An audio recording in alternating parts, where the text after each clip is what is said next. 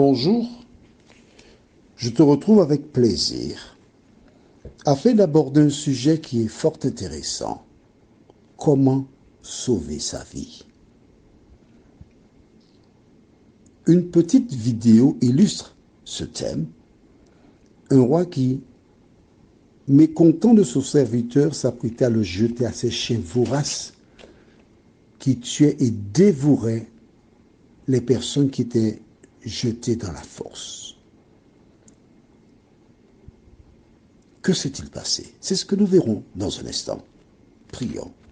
Notre Seigneur et notre Dieu, nous te remercions pour la parole, les différents récits qui sont là pour nous accompagner dans nos choix.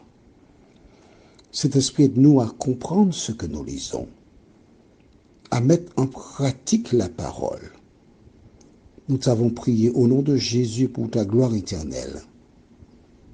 Amen.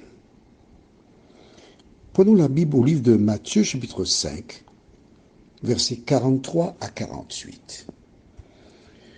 Que ce soit dans ton foyer, sur ton lieu de travail, au sein de ton association sportive, politique ou autre, il y a des personnes avec qui tu ne t'entends pas. Tu ne te rappelles pas avoir dit ou fait quoi que ce soit, mais ces personnes ne t'aiment pas. Malgré tes efforts, elles ne veulent rien savoir de toi. Comment gérer ce problème? Lisons dans Matthieu, chapitre 5, les versets 43 à 48. Vous avez appris qu'il a été dit, tu aimeras ton prochain et tu haïras ton ennemi. Mais moi, je vous dis, aimez vos ennemis, bénissez ceux qui vous maudissent, faites du bien à ceux qui vous haïssent et priez pour ceux qui vous maltraitent et qui vous persécutent, afin que vous soyez fils de votre Père qui est dans les cieux, car il fait lever son soleil sur les méchants et sur les bons, et il fait pleuvoir sur les justes et sur les injustes. Si vous aimez ceux qui vous aiment, quelle récompense méritez-vous?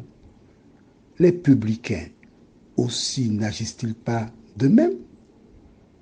Et si vous saluez seulement vos frères, que faites-vous d'extraordinaire? Les païens aussi n'agissent-ils pas de même? Soyez donc parfaits, comme votre Père céleste est parfait. Waouh! C'est difficile pour toi. Je te crois. Je ne te cache pas, pour moi, quand j'ai lu ça, les premières fois, c'était pour moi impossible. C'était, je dis bien, ce fut. Mais en lisant, j'ai compris. Quand tu regardes des films à la télévision, je me rappellerai toujours de cet épisode. Les jeunes ne connaissent pas, ça s'appelait Dallas. Il y avait Ray, qui était, semble-t-il, un demi-frère. JR, qui était le méchant, qui était très dur. Bobby, qui était... alors, JR avait son épouse, c'était Sue Ellen. Beaucoup de personnes appelaient l'enfant Sue Ellen, qui était une alcoolique.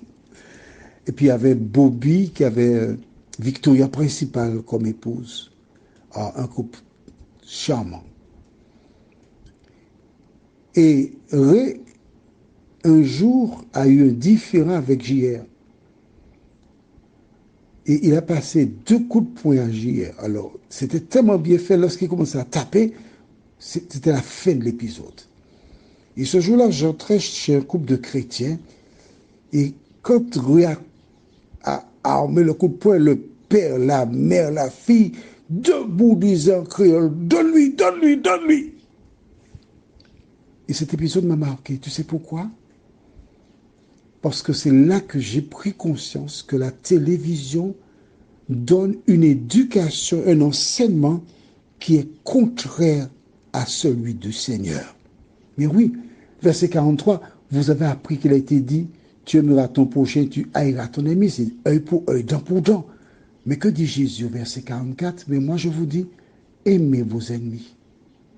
Bénissez ceux qui vous maudissent. Faites du bien à ceux qui vous haïssent. Et priez pour ceux qui vous maltraitent et qui vous persécutent. Ne priez pas pour dire, ah, Seigneur, viens à mon secours pour me débarrasser de ces vagabonds-là qui me persécutent. Non. Tu pries pour le Seigneur, change leur cœur. Tu leur montres l'amour de Jésus dans tes rapports.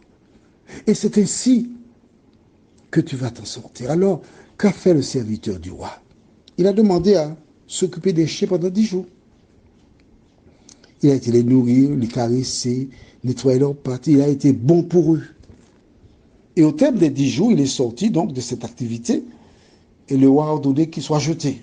Et quand on l'a jeté, les chiens sont venus. On commence à le lécher. Ils sont venus à ses pieds, n'ont pas touché. Le roi ne comprenait pas. Moi, je crois que le Saint-Esprit avait inspiré ce serviteur pour qu'il trouve l'astuce. Il a dit au roi, je vous ai servi pendant 10 ans. Et pour une faute, vous me jetez. Eux, je les ai servis pendant 10 jours. Et ils me sont reconnaissants. Cela m'a fait penser à une autre histoire de la Bible, un récit fort intéressant que nous trouvons dans Luc chapitre 17, versets 11 à 18. Luc 17, versets 11 à 18 déclare: Jésus se rendant à Jérusalem passait entre la Samarie et la Galilée. Comme il entrait dans un village, 10 lépreux vinrent à sa rencontre. Se tenant à distance, ils élevèrent la voix et dirent: Jésus, Maître, aie pitié de nous. Dès qu'il les eut vus, il leur dit: Allez vous montrer au sacrificateur. Et pendant qu'ils y allaient, il arriva qu'ils furent guéris. Le deux, se voyant guéri, revint sur ses pas, glorifiant Dieu à haute voix. Il tomba sur sa face aux pieds de Jésus et lui rendit grâce. C'était un Samaritain. Jésus, prenant la parole, dit: Les 10 n'ont-ils pas été guéris? Et les 9 autres, où sont-ils? Verset 18. Ne s'est-il trouvé que cet étranger pour revenir et donner gloire à Dieu? Voici, tous les chiens furent reconnaissants à cet homme. Mais dans ce récit, seulement un étranger, fut reconnaissant à Jésus. Toi qui m'écoutes là, aujourd'hui, es-tu reconnaissant à Dieu pour tout ce qu'il fait dans ta vie? Ou fais-tu comme ces personnes qui ont été guéries, vont à leurs affaires sans tenir compte de Dieu? Que fais-tu? Prions. Notre Seigneur et notre Dieu. Nous avons bien des ennemis, mais notre seule solution réside dans la parole, en les aimant, en faisant ce qui est juste, ce qui est bon. Et lorsque nous agissons de la sorte, nous les remettons entre tes mains. Et toi, le juste juge, tu agis selon ta volonté en ton temps. Seigneur, c'est vrai que nous sommes habitués à faire du chou pour chou. Mais là, nous avons lu la parole. Là, nous voyons que tu nous demandes de faire comme toi. Mais c'est seulement, Seigneur, lorsque nous t'avons donné notre cœur, lorsque tu as pris le contrôle de notre être, que nous pouvons dire comme Paul: j'ai été crucifié avec Christ, et si je vis, ce n'est plus moi qui vis, mais c'est Christ qui vit en moi. Seigneur, merci de vivre en nous et de nous jour après jour à avoir les sentiments qui étaient en Jésus, nous t'en prions, en son nom et pour ta gloire éternelle. Amen. Je te souhaite de passer une bonne journée et de mettre en pratique ce que nous lisons, car ce n'est qu'ainsi que nous pourrons grandir dans la connaissance et le Saint-Esprit pourra imprimer ces paroles dans nos cœurs et dans nos cerveaux. Bonne journée à toi et à bientôt, si Dieu le veut.